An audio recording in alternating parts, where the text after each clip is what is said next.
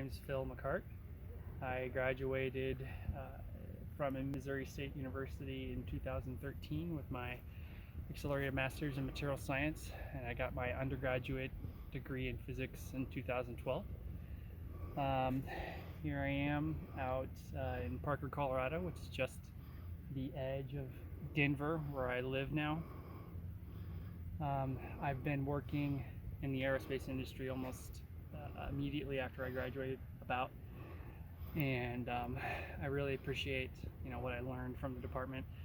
Mainly, I would say the biggest thing that I really appreciate is the fact that I was taught how to critically think and how to ask questions, and I think that's really kind of what helps me advance in my career. It sets me apart from some of my peers who have gotten more of a hands-on approach to education.